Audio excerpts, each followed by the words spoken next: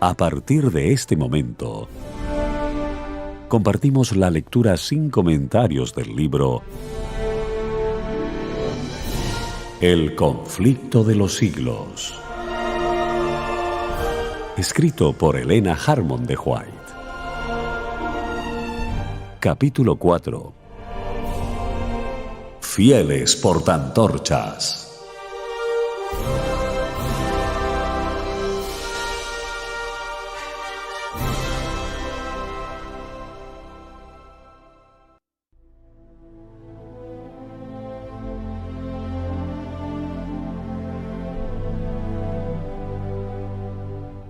Aunque sumida la tierra en tinieblas durante el largo periodo de la supremacía papal, la luz de la verdad no pudo apagarse por completo.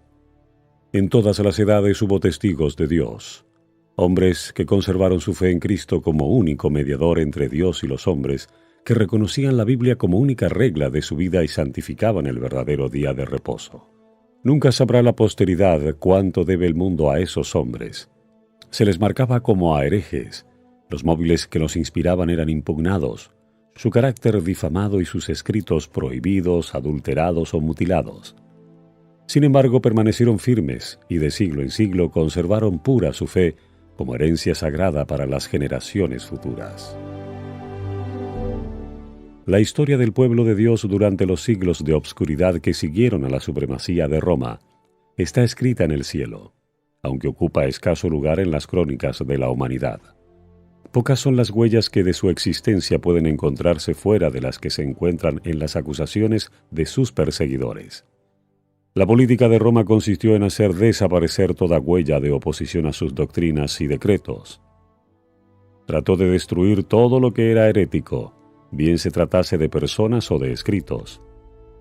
Las simples expresiones de duda u objeciones acerca de la autoridad de los dogmas papales bastaban para quitarle la vida al rico o al pobre, al poderoso o al humilde. Igualmente se esforzó Roma en destruir todo lo que denunciase su crueldad contra los disidentes. Los concilios papales decretaron que los libros o escritos que hablasen sobre el particular fuesen quemados. Antes de la invención de la imprenta eran pocos los libros, y su forma no se prestaba para conservarlos, de modo que los romanistas encontraron pocos obstáculos para llevar a cabo sus propósitos. Ninguna iglesia que estuviese dentro de los límites de la jurisdicción romana gozó mucho tiempo en paz de su libertad de conciencia.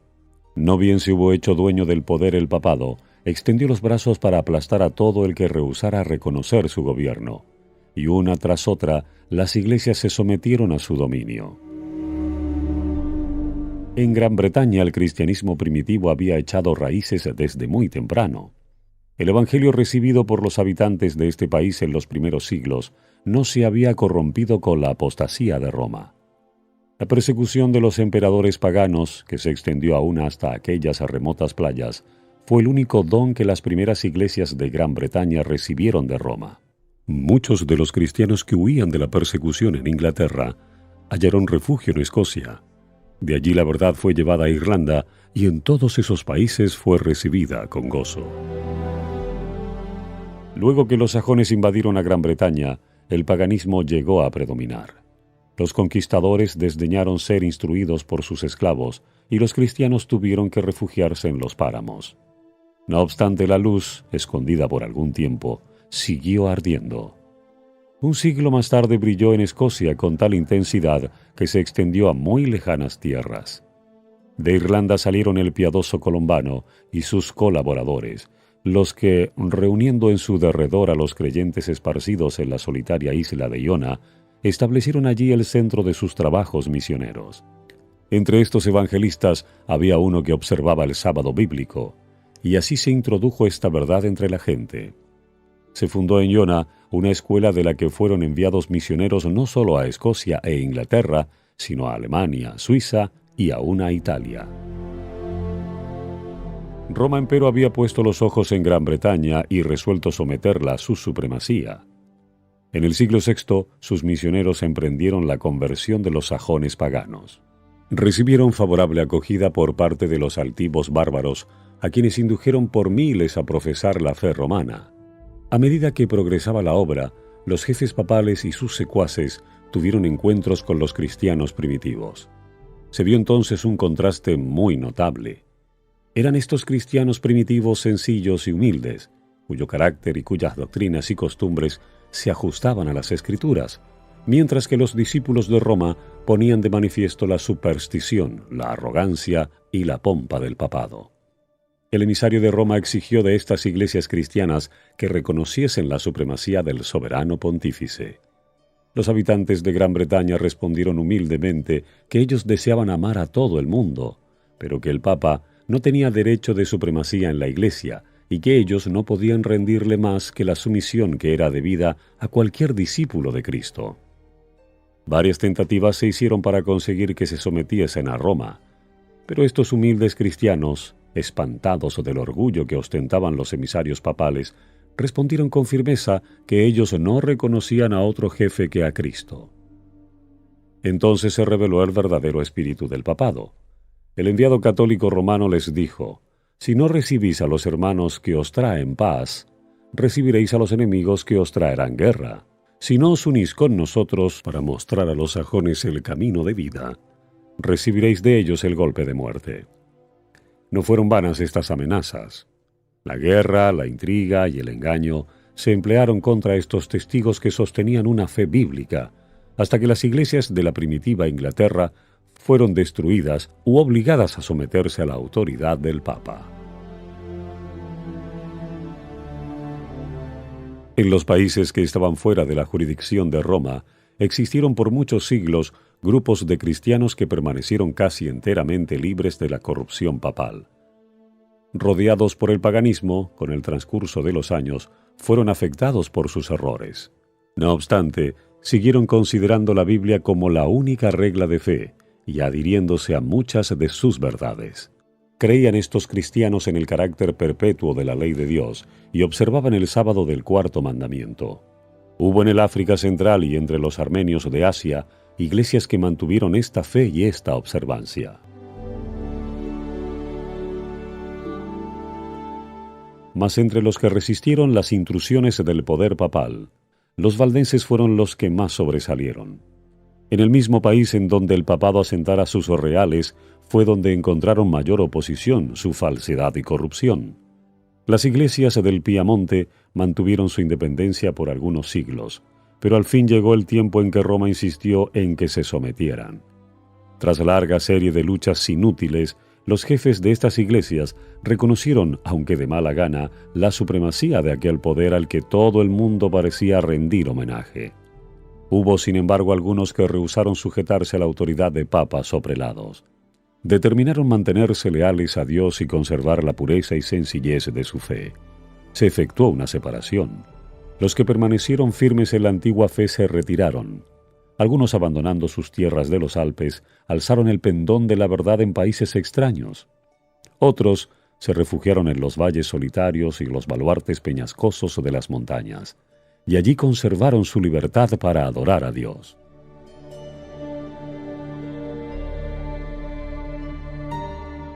La fe que por muchos siglos sostuvieron y enseñaron los cristianos valdenses contrastaba notablemente con las doctrinas falsas de Roma. De acuerdo con el sistema verdaderamente cristiano, fundaban su creencia religiosa en la palabra de Dios escrita. Pero esos humildes campesinos en sus obscuros retiros, alejados del mundo y sujetos a penosísimo trabajo diario entre sus rebaños y viñedos, no habían llegado de por sí al conocimiento de la verdad que se oponía a los dogmas y herejías de la Iglesia apóstata. Su fe no era una fe nueva.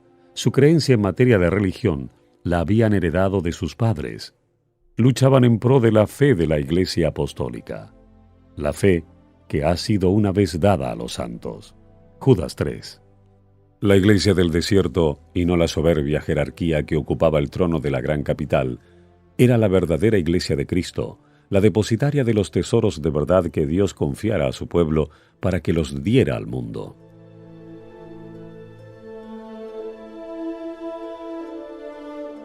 Entre las causas principales que motivaron la separación entre la verdadera Iglesia y Roma, se contaba el odio de ésta hacia el sábado bíblico. Como se había predicho en la profecía, el poder papal echó por tierra la verdad.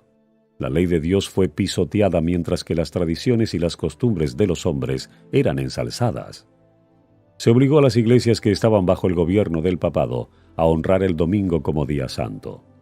Entre los errores y la superstición que prevalecían, muchos de los verdaderos hijos de Dios se encontraban tan confundidos que a la vez que observaban el sábado, se abstenían de trabajar el domingo.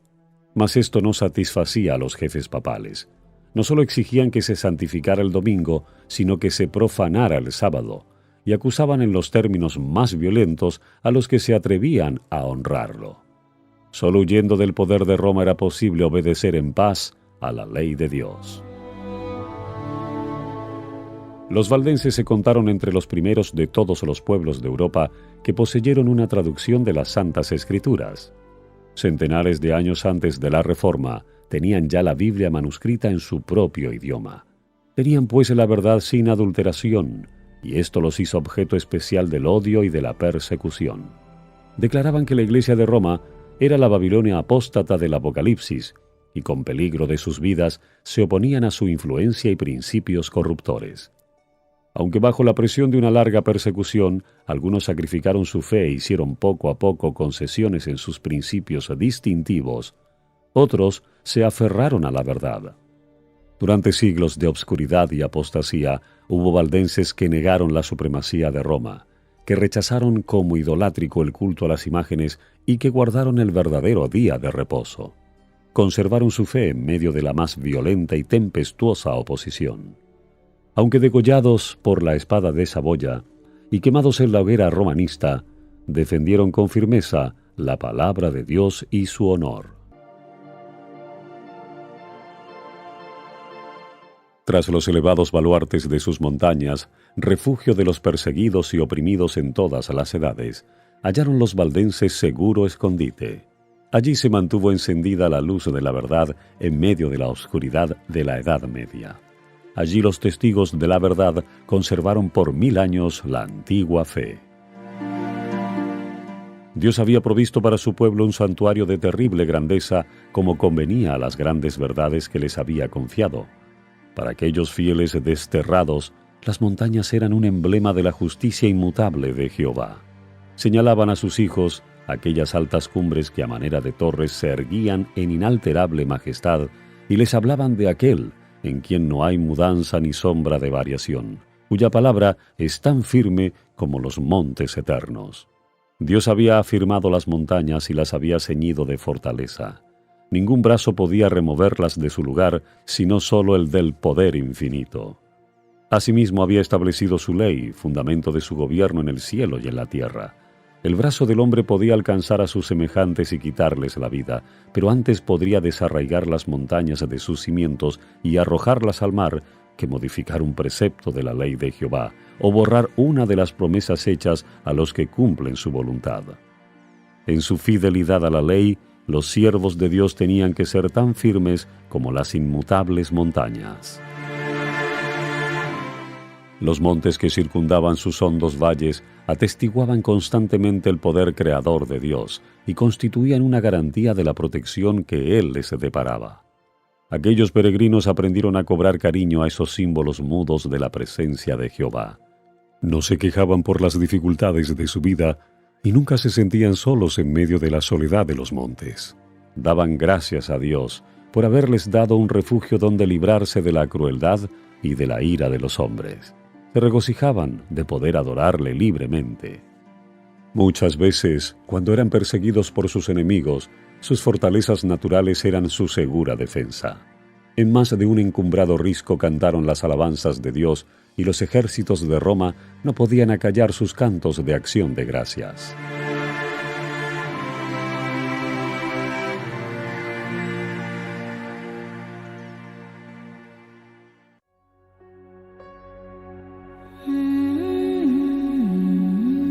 Estamos compartiendo la lectura sin comentarios del libro El conflicto de los siglos. Capítulo 4. Fieles portaantorchas.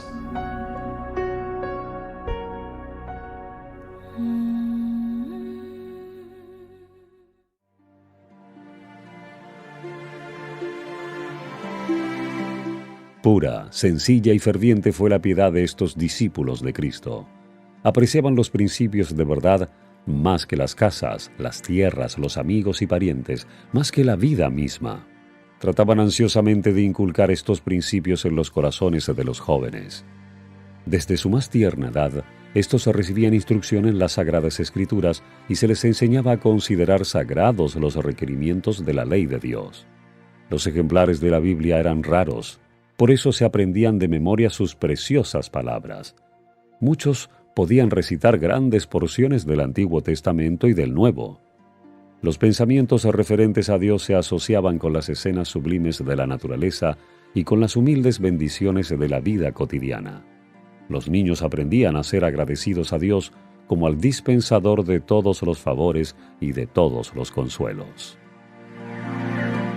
Como padres tiernos y afectuosos, amaban a sus hijos con demasiada inteligencia para acostumbrarlos a la complacencia de los apetitos. Les esperaba una vida de pruebas y privaciones y tal vez el martirio. Desde niños se les acostumbraba a sufrir penurias, a ser sumisos, y sin embargo capaces de pensar y obrar por sí mismos. Desde temprano se les enseñaba a llevar responsabilidades, a hablar con prudencia y a apreciar el valor del silencio. Una palabra indiscreta que llegara a oídos del enemigo podía no solo hacer peligrar la vida del que la profería, sino la de centenares de sus hermanos. Porque así como los lobos acometen su presa, los enemigos de la verdad perseguían a los que se atrevían a abogar por la libertad de la fe religiosa.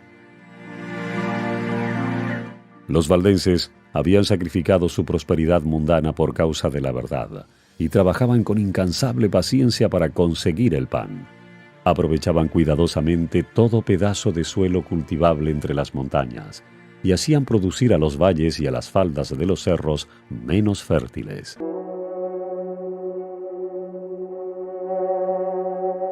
La economía y la abnegación más rigurosa formaban parte de la educación que recibían los niños como único legado. Se les enseñaba que Dios había determinado que la vida fuese una disciplina y que sus necesidades solo podían ser satisfechas mediante el trabajo personal, la previsión, el cuidado y la fe. Este procedimiento era laborioso y fatigoso, pero saludable. Es precisamente lo que necesita el hombre en su condición caída, la escuela que Dios le proveyó para su educación y desarrollo. Mientras que se acostumbraba a los jóvenes al trabajo y a las privaciones, no se descuidaba la cultura de su inteligencia. Se les enseñaba que todas sus facultades pertenecían a Dios y que todas debían ser aprovechadas y desarrolladas para servirle. En su pureza y sencillez, las iglesias valdenses se asemejaban a la iglesia de los tiempos apostólicos. Rechazaban la supremacía de papas y prelados y consideraban la Biblia como única autoridad suprema e infalible. En contraste con el modo de ser de los orgullosos sacerdotes de Roma, sus pastores seguían el ejemplo de su maestro, que no vino para ser servido, sino para servir. Apacentaban el rebaño del Señor conduciéndolo por verdes pastos y a las fuentes de agua de vida de su santa palabra. Alejado de los monumentos, de la pompa y de la vanidad de los hombres, el pueblo se reunía no en soberbios templos ni en suntuosas catedrales, sino a la sombra de los montes, en los valles de los Alpes, o en tiempo de peligro en sitios peñascosos semejantes a fortalezas, para escuchar las palabras de verdad de labios de los siervos de Cristo. Los pastores no solo predicaban el Evangelio, sino que visitaban a los enfermos, catequizaban a los niños, amonestaban a los que andaban extraviados y trabajaban para resolver las disputas y promover la armonía y el amor fraternal. En tiempo de paz eran sostenidos por las ofrendas voluntarias del pueblo. Pero a imitación de San Pablo, que hacía tiendas, todos aprendían algún oficio o profesión con que sostenerse en caso necesario. Los pastores impartían instrucción a los jóvenes. A la vez que se atendían todos los ramos de la instrucción, la Biblia era para ellos el estudio principal. Aprendían de memoria los evangelios de San Mateo y de San Juan y muchas de las epístolas. Se ocupaban también en copiar las Santas Escrituras. Algunos manuscritos contenían la Biblia entera y otros solamente breves trozos escogidos, a los cuales agregaban algunas sencillas explicaciones del texto los que eran capaces de exponer las Escrituras. Así se sacaban a la luz los tesoros de la verdad que por tanto tiempo habían ocultado los que querían elevarse a sí mismos sobre Dios. Trabajando con paciencia y tenacidad en profundas y obscuras cavernas de la tierra, alumbrándose con antorchas, copiaban las sagradas escrituras, versículo por versículo y capítulo por capítulo. Así proseguía la obra, y la palabra revelada de Dios brillaba como oro puro. Pero sólo los que se empeñaban en esa obra podían discernir cuánto más pura, radiante y bella era aquella luz por efecto de las grandes pruebas que sufrían ellos. Ángeles del cielo rodeaban a tan fieles servidores. Satanás había incitado a los sacerdotes del Papa a que sepultaran la palabra de verdad bajo los escombros del error, la herejía y la superstición. Pero ella conservó de un modo maravilloso su pureza a través de todas las edades tenebrosas.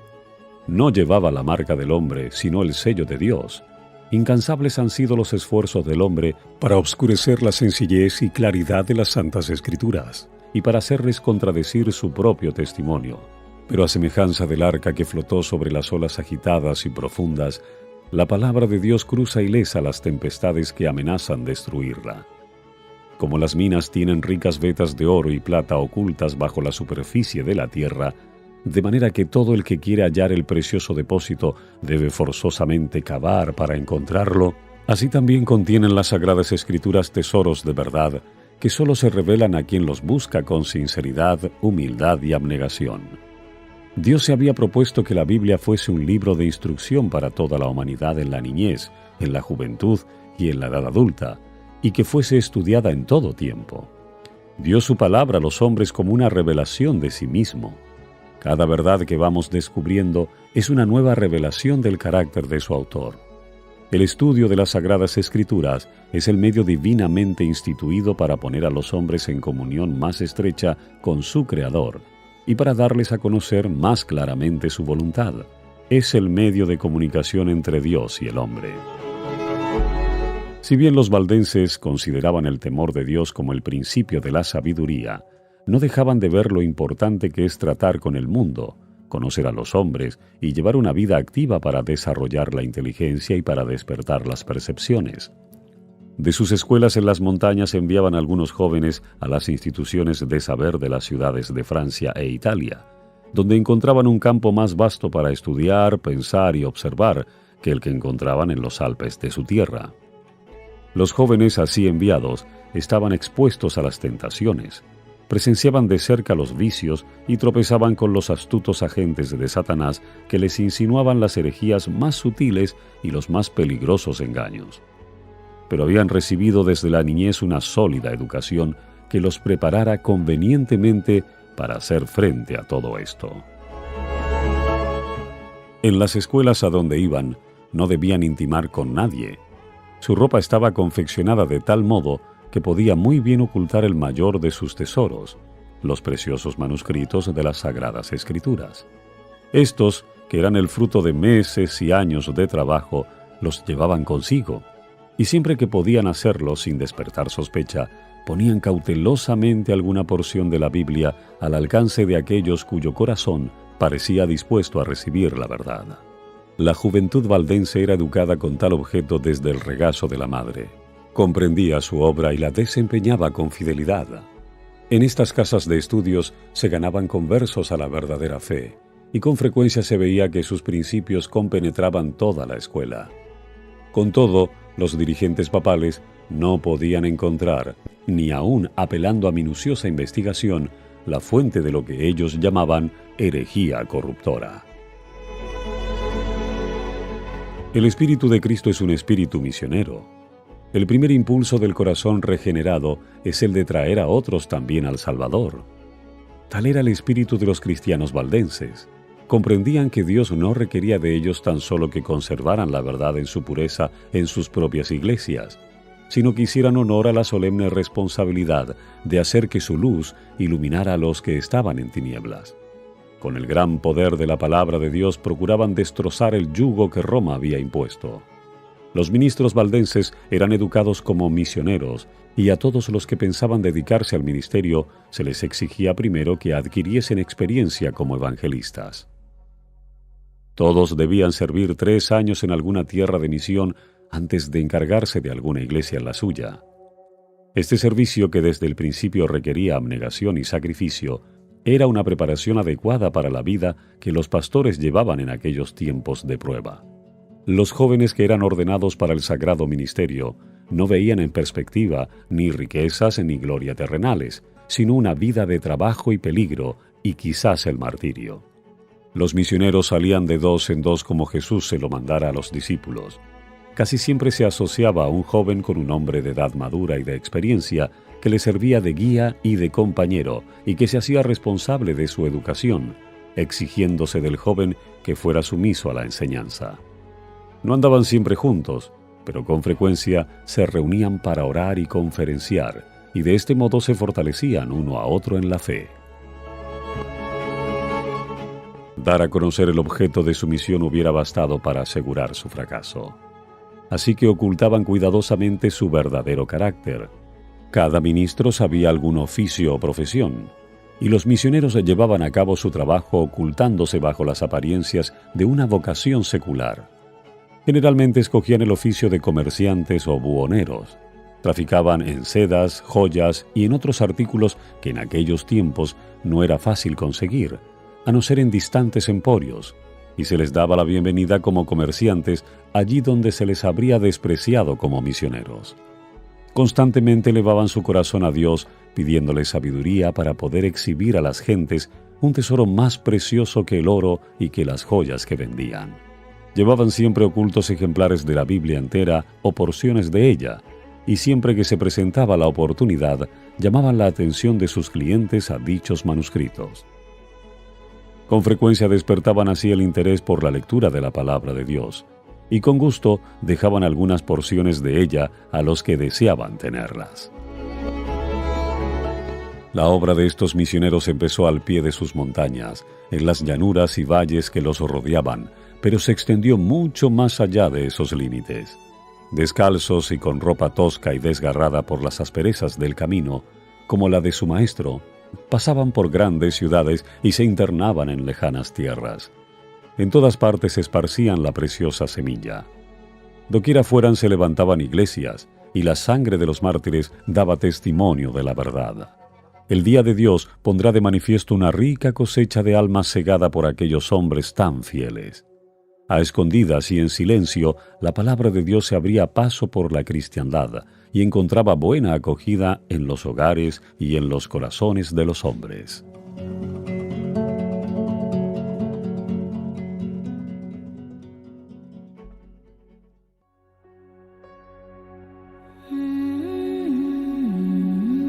Estamos compartiendo la lectura sin comentarios del libro El conflicto de los siglos. Capítulo 4.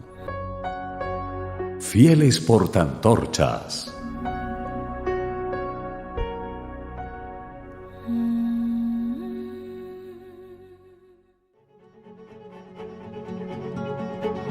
Para los valdenses, las Sagradas Escrituras no contenían tan solo los anales del trato que Dios tuvo con los hombres en lo pasado y una revelación de las responsabilidades y deberes de lo presente, sino una manifestación de los peligros y glorias de lo porvenir. Creían que no distaba mucho el fin de todas las cosas, y al estudiar la Biblia con oración y lágrimas, tanto más los impresionaban sus preciosas enseñanzas y la obligación que tenían de dar a conocer a otros sus verdades. Veían claramente revelado en las páginas sagradas el plan de la salvación, y hallaban consuelo, esperanza y paz creyendo en Jesús. A medida que la luz iluminaba su entendimiento y alegraba sus corazones, deseaban con ansia ver derramarse sus rayos sobre aquellos que se hallaban en la obscuridad del error papal. Veían que muchos, guiados por el Papa y los sacerdotes, se esforzaban en vano por obtener el perdón mediante las mortificaciones que imponían a sus cuerpos por el pecado de sus almas. Como se les enseñaba a confiar en sus buenas obras para obtener la salvación, se fijaban siempre en sí mismos, pensando continuamente en lo pecaminoso de su condición, viéndose expuestos a la ira de Dios, afligiendo su cuerpo y su alma sin encontrar alivio. Así es como las doctrinas de Roma tenían sujetas a las almas concienzudas. Millares abandonaban amigos y parientes y se pasaban la vida en las celdas de un convento. Trataban en vano de hallar paz para sus conciencias con repetidos ayunos y crueles azotes y vigilias, postrados por largas horas sobre las losas frías y húmedas de sus tristes habitaciones, con largas peregrinaciones, con sacrificios humillantes y con horribles torturas. Agobiados por el sentido del pecado y perseguidos por el temor de la ira vengadora de Dios, muchos se sometían a padecimientos hasta que la naturaleza exhausta concluía por sucumbir y bajaban al sepulcro sin un rayo de luz o de esperanza. Los valdenses ansiaban compartir el pan de vida con estas almas hambrientas, presentarles los mensajes de paz contenidos en las promesas de Dios y enseñarles a Cristo como su única esperanza de salvación. Tenían por falsa la doctrina de que las buenas obras pueden expiar la transgresión de la ley de Dios. La confianza que se deposita en el mérito humano hace perder de vista el amor infinito de Cristo. Jesús murió en sacrificio por el hombre porque la raza caída no tiene en sí misma nada que pueda hacer valer ante Dios.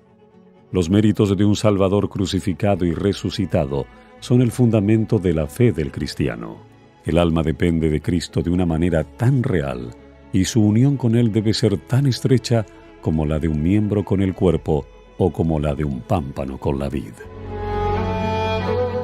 Las enseñanzas de los papas y de los sacerdotes habían inducido a los hombres a considerar el carácter de Dios y aún el de Cristo como austero, tétrico y antipático.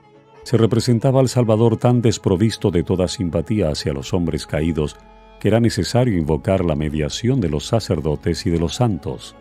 Aquellos cuya inteligencia había sido iluminada por la palabra de Dios ansiaban mostrar a estas almas que Jesús es un Salvador compasivo y amante, que con los brazos abiertos invita a que vayan a Él todos los cargados de pecados, cuidados y cansancio. Anhelaban derribar los obstáculos que Satanás había ido amontonando para impedir a los hombres que viesen las promesas y fueran directamente a Dios para confesar sus pecados y obtener perdón y paz. Los misioneros valdenses se empeñaban en descubrir a los espíritus investigadores las verdades preciosas del Evangelio y con muchas precauciones les presentaban porciones de las Santas Escrituras esmeradamente escritas. Su mayor gozo era infundir esperanza a las almas sinceras y agobiadas por el peso del pecado, que no podían ver en Dios más que un juez justiciero y vengativo. Con voz temblorosa y lágrimas en los ojos, y muchas veces hincados de hinojos, presentaban a sus hermanos las preciosas promesas que revelaban la única esperanza del pecador. De este modo la luz de la verdad penetraba en muchas mentes obscurecidas, disipando las nubes de tristeza hasta que el sol de justicia brillaba en el corazón, impartiendo salud con sus rayos. Frecuentemente leían una y otra vez alguna parte de las Sagradas Escrituras, a petición del que escuchaba, que quería asegurarse de que había oído bien.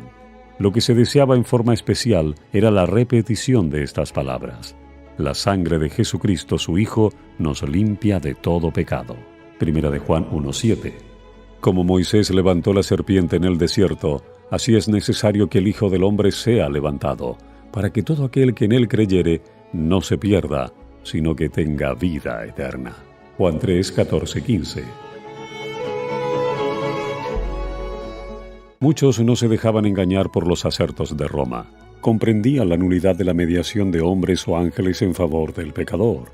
Cuando la aurora de la luz verdadera alumbraba su entendimiento, exclamaban con alborozo: «Cristo es mi sacerdote, su sangre es mi sacrificio, su altar es mi confesionario». Confiaban plenamente en los méritos de Jesús y repetían las palabras: «Sin fe es imposible agradar a Dios». Hebreos 11:6. Porque no hay otro nombre debajo del cielo dado a los hombres en que podamos ser salvos. Hechos 4:12. La seguridad del amor del Salvador era cosa que muchas de estas pobres almas agitadas por los vientos de la tempestad no podían concebir. Tan grande era el alivio que les traía, tan inmensa la profusión de luz que sobre ellos derramaba, que se creían arrebatados al cielo. Con plena confianza ponían su mano en la de Cristo. Sus pies se asentaban sobre la roca de los siglos. Perdían todo temor a la muerte, ya podían ambicionar la cárcel y la hoguera si por su medio podían honrar el nombre de su Redentor. En lugares secretos la palabra de Dios era así sacada a la luz y leída a veces a una sola alma, y en ocasiones a algún pequeño grupo que deseaba con ansias la luz y la verdad. Con frecuencia se pasaba toda la noche de esa manera. Tan grandes eran el asombro y la admiración de los que escuchaban, que el mensajero de la misericordia, con no poca frecuencia, se veía obligado a suspender la lectura hasta que el entendimiento llegara a darse bien cuenta del mensaje de salvación. A menudo se proferían palabras como estas: ¿aceptará Dios en verdad mi ofrenda? ¿Me mirará con ternura? ¿Me perdonará?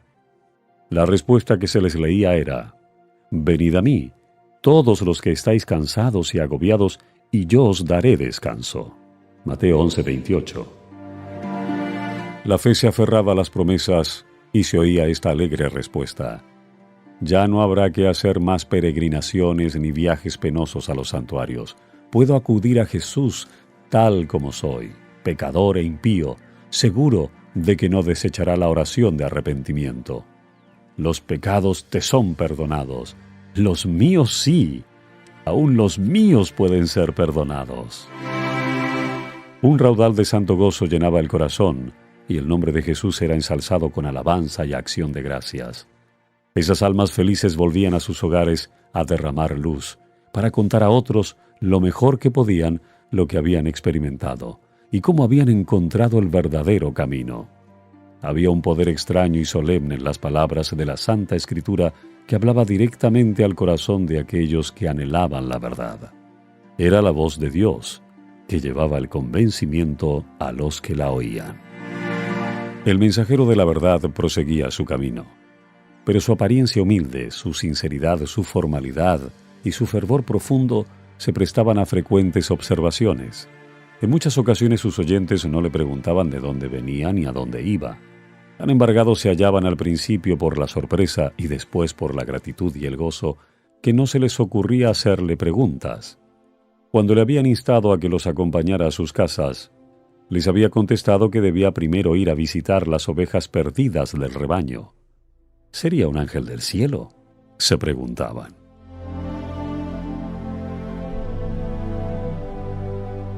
En muchas ocasiones no se volvía a ver al mensajero de la verdad. Se había marchado a otras tierras, o su vida se consumía en algún calabozo desconocido, o quizás sus huesos blanqueaban en el sitio mismo donde había muerto dando testimonio por la verdad. Pero las palabras que había pronunciado no podían desvanecerse. Hacían su obra en el corazón de los hombres, y sólo en el día del juicio se conocerán plenamente sus preciosos resultados. Los misioneros valdenses invadían el reino de Satanás, y los poderes de las tinieblas se sintieron incitados a mayor vigilancia. Cada esfuerzo que se hacía para que la verdad avanzara era observado por el príncipe del mal, y éste atizaba los temores de sus agentes. Los caudillos papales veían peligrar su causa debido a los trabajos de estos humildes viandantes. Si permitían que la luz de la verdad brillara sin impedimento, disiparía las densas nieblas del error que envolvían a la gente, guiaría los espíritus de los hombres hacia Dios solo y destruiría al fin la supremacía de Roma. La misma existencia de estos creyentes que guardaban la fe de la primitiva Iglesia era un testimonio constante contra la apostasía de Roma, y por lo tanto despertaba el odio y la persecución más implacables. Era además una ofensa que Roma no podía tolerar, el que se negasen a entregar las sagradas escrituras. Determinó raerlos de la superficie de la tierra. Entonces empezaron las más terribles cruzadas contra el pueblo de Dios en sus hogares de las montañas. Lanzáronse inquisidores sobre sus huellas, y la escena del inocente Abel cayendo ante el asesino Caín repitióse con frecuencia. Una y otra vez fueron asolados sus feraces campos, destruidas sus habitaciones y sus capillas, de modo que de lo que había sido campos florecientes y hogares de cristianos sencillos y hacendosos, no quedaba más que un desierto. Como la fiera que se enfurece más y más al probar la sangre, así se enardecía la hazaña de los siervos del Papa con los sufrimientos de sus víctimas. A muchos de estos testigos de la fe pura se les perseguía por las montañas y se les cazaba por los valles donde estaban escondidos, entre bosques espesos y cumbres roqueñas. Ningún cargo se le podía hacer al carácter moral de esta gente proscrita. Sus mismos enemigos la tenían por gente pacífica, sosegada y piadosa. Su gran crimen consistía en que no querían adorar a Dios conforme a la voluntad del Papa, y por este crimen se les infligía todos los ultrajes, humillaciones y torturas que los hombres o los demonios podían inventar.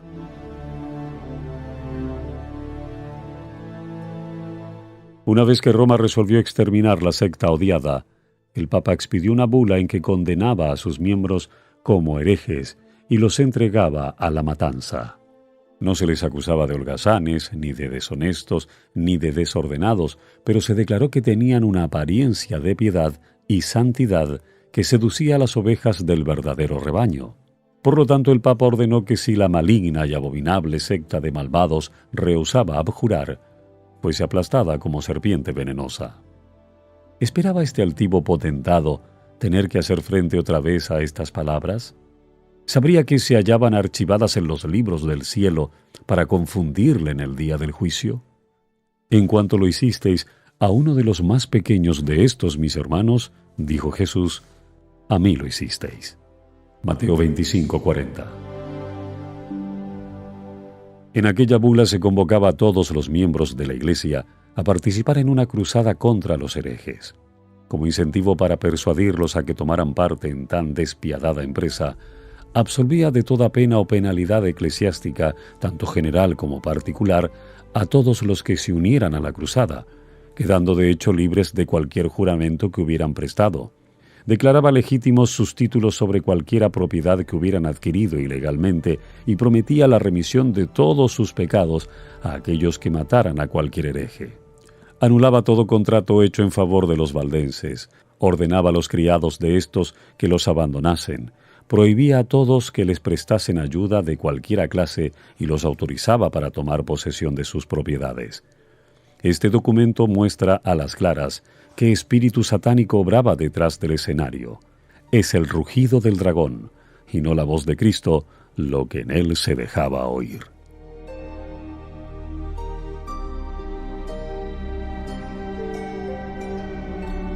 Los jefes papales no quisieron conformar su carácter con el gran modelo dado en la ley de Dios, sino que levantaron modelo a su gusto y determinaron obligar a todos a ajustarse a éste, porque así lo había dispuesto Roma.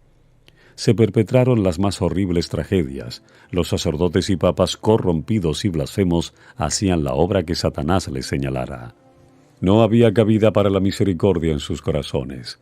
El mismo espíritu que crucificara a Cristo y que matara a los apóstoles, el mismo que impulsara al sanguinario Nerón contra los fieles de su tiempo, estaba empeñado en exterminar a aquellos que eran amados de Dios. Las persecuciones que por muchos siglos cayeron sobre esta gente temerosa de Dios fueron soportadas por ella con una paciencia y constancia que honraban a su Redentor. No obstante las cruzadas lanzadas contra ellos y la inhumana matanza a que fueron entregados, siguieron enviando a sus misioneros a diseminar la preciosa verdad. Se los buscaba para darles muerte, y con todo, su sangre regó la semilla sembrada que no dejó de dar fruto. De esta manera fueron los valdenses testigos de Dios siglos antes del nacimiento de Lutero. Esparcidos por muchas tierras, arrojaron la semilla de la Reforma que brotó en tiempo de Wycliffe. Se desarrolló y echó raíces en días de Lutero, para seguir creciendo hasta el fin de los tiempos mediante el esfuerzo de todos cuantos estén listos para sufrirlo todo, a causa de la palabra de Dios y del testimonio de Jesús. Apocalipsis 1:9.